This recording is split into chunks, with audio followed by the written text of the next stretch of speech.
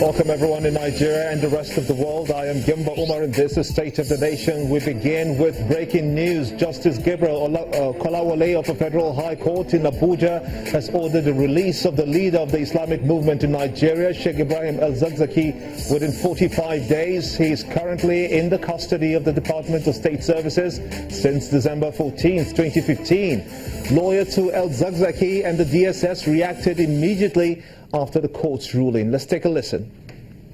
I think that the gravamen of what the court has said is that, one, that the continued detention of the applicant and his wife is unconstitutional, and he has declared that as unconstitutional. The second thing he has done is that I think that the judge wants this whole tension to be de-escalated, and that was the reason why he made an order, one, that the applicant must be released unconditionally within a period of 45 days. And the judge was also aware, or is also aware, of the fact that his properties were destroyed in Zaria, that his abode has been destroyed. So he didn't want to make an order for his immediate release on grounds that the applicant will have nowhere to go. The court just delivered the judgment, and as you all know, we cannot record in our heads everything the court said now. We can only pick some salient points. So we need to get the certified true copy of the judgment, study it thoroughly, then we know the next line of action. That is without prejudice to our right of appeal, because there are certain issues which we submitted to the court but were unavoidably not pronounced upon, which we believe that it can be tested on appeal. You heard it all. Now Professor Chris Nwokobia, a legal expert, joins me on State of the Nation to look at this all too important development. Many thanks indeed for coming on State of the Nation at this time. What's your first reaction when you heard this judgment? First, I think that, like most legal luminaries would say, it's a judgment that's been long expected. The reasons are profound. We're yet to know exactly what El-Zakzaky is being charged for. We're yet to know exactly the full details of the whys of his continued incarceration. And he's been in detention since December last year. So I think that the court hasn't done anything untoward. You know, if the federal government wants to appeal it, it's the right of the federal government to so do.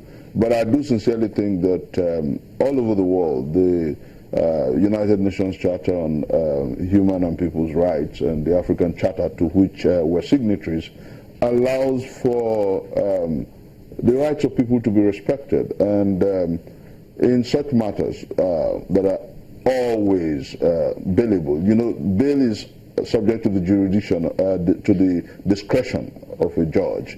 And if the judge has said that he should be released within 45 days and gave some other ancillary damages, reliefs to him, I think that it's left for the federal government to either appeal it or obey it outrightly. This is actually between the Army and the IMN.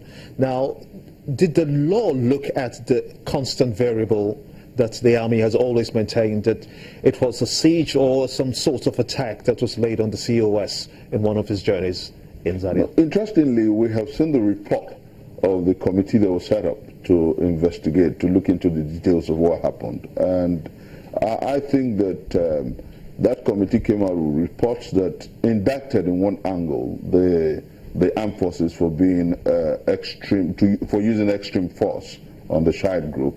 And then the report did lampoon the actions of the Shiite movement. I think that what is important here is, first, the government must show the way, government must respect the rule of law. And I remember in one of the celebrated cases that we've had at Ojukwu and the state, the courts did rule that the primary entity that should obey laws so that you don't have impunity in the country is the government. The government must show the way. And I do sincerely think that the judgment, as it were, is for me salutary. If the government thinks that there are certain things that must be done with respect to Zakzaky, then they can appeal the judgment. But whether we like it or not, the dictates of civil society, the dictates of a highly progressive world, is that you do not hold people in custody ad infinitum. The Kaduna State governor would like what you're actually saying now, because he seems to be in the heart of this storm that's raging in Kaduna State, and in particular Zaria. He's actually come out to say that the IMN is an illegal organization running a government that is already constituted, and this is posing a lot of security threats to life and property there. How do you suppose he will be reacting to this latest court judgment? Gimba, there is something that bothers the carapace of my mind about politics and how we play it here in this country. Before El-Rufai became the governor of Kaduna State, he was always at the worship center of El Zakzaki. He was always there. Do you have the proof of that? Yes, we have them in photographs. And after he became governor, he suddenly became a villain. I think, and I must say without fear of querulous critics, that you have excesses in the conduct of the Shiite movement. You have, whilst ex-President Jonathan was in power, at some point, they actually stopped his convoy. I think that sect has dealt with extreme impunity, and that should be cut to size. They should be made to adhere strictly to the provisions of the law. But in doing that, I don't understand why politicians take politics to the extreme levels. I think that if the governor of Kaduna State had discussed or handled it with every sense of decorum and civility, the level, because he's the one now saying that if care is not taken, we're going to have another insurgency on our hands, a la the Shiite movement. I think that what is you don't agree with that? You know, you don't agree with that statement? No, by the way, he's not a villain. He is not a villain, actually. He's actually the governor of Kaduna State. No, I'm talking the villain here. The person who's been treated as a villain is the Shiite leader and his group. But I think that we can handle so many of these things better. I think that we can handle it with extreme caution and discretion. And I do sincerely think that the armed forces should handle it with so much civility, because we cannot contain or contend with another insurgency or crisis. We have enough to chew at the level of the Northeast. We have so much to chew in the Niger Delta. We have IPOB and MASOB to chew in the Southeast, and we have kidnapping and all kinds of brigadier banditry across the country. So we must do everything to enhance and engender peace. Do you believe that the IMN organization is a threat to national unity? I think that is a strong, very strong one, because they've been here. It's a bit too strong to admit. I think that they can be handled. I think that they can be made to adhere to the laws of the land. I think that they can be treated and subjugated, quote unquote, to the dictates of the law. I do not think that we should begin to see them now as a budding terrorist organization, because that's not what they are yet. You know, what we must do is make sure that they adhere strictly to the provisions of the law. Let's look at it from this other angle. Do you think that there will be an existence of harmonious relationship, because he's going to be released in 45 days max, and he's going to be paid 15 million naira for himself and his wife? Do you think there will be a harmonious relationship between the IMN and the state government? Let me say this, and I say this with every sense of passion, that there is really no problem that man cannot contend. There is really no problem that we cannot solve. It depends on how we reach out, the modus of engagement. And I do sincerely believe that if the Shiite movement has not started throwing bombs and sending kids with IEDs to kill people, then it is something we can contain and handle effectively. And I do sincerely believe that that's what government should do. We must begin to engage every tendency across this country, because if you want progress and prosperity, what we must do is have peace. You know, you cannot war when we can actually exhaust effectively the fulcrum and the margins of dialogue. And that's what we need in this country. I believe that the Shia movement can be talked to, their leadership can be dealt with within the context of the law. They can be made to understand that we're a country and we have set laws and regulations,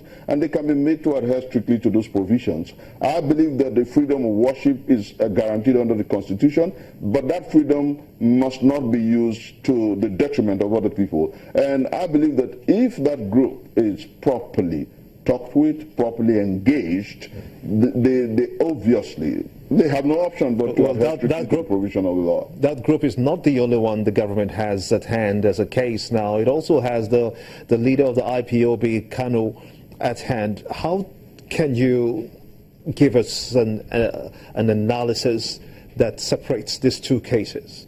There's a whole lot. You know, I've seen a whole lot of sentiments and a lot of cynicism. You know, people are beginning to say, oh, if the court can rule for bail and order for release within 45 days of the Shia movement leader, why isn't the court ruling for the release of Nnamdi Kanu? And I think that these two cases are extremely different. And I say that without fear of querulous critics. I say that advisedly. The first thing is, one has threatened the sovereignty of the enterprise called Nigeria. And then on the other hand, one has taken his religious rights to the extreme, but has not threatened the entity called Nigeria, has not said that, oh, the Shia movement want a state of their own and then they want to break out of Nigeria. So those who take, the naysayers who take these things beyond the reasonable confines are not fair to government. I think that what is important here is the fact that I agree that the bail is within the discretion of the courts and the judge. And if the judge has ruled regarding Nnamdi Kanu that they will have accelerated hearing with respect to the case that is facing in court, then it should be respected as a decision of the court. And if the court, in the case of the Shia leader, has said he should be released within 45 days and certain damages paid to him, he hasn't levied, he hasn't overawed, he hasn't come out as a terrorist saying that this country will be broken up. So there are two extremely different situations. And I do sincerely think that the time has come for the Nigerian people, and indeed my people, to understand that sensationalism, sentiments, biases, cynicism, and mischief will not help us as a nation. We must understand that whether we like it or not, truth will always be truth, no matter how you try to paint it. The El Zakzaky situation is totally different from Nnamdi Kanu's situation. I'll take that as your final words for this discussion. I want to thank you so much indeed, Professor Chris Nwokobia, a legal practitioner, for talking to us on State of the Nation. Now, agencies are required to come up with a payment plan to a 450 billion naira discovered in the government agencies. We're going to be talking to an expert on that as well. That's after this break. Join us again.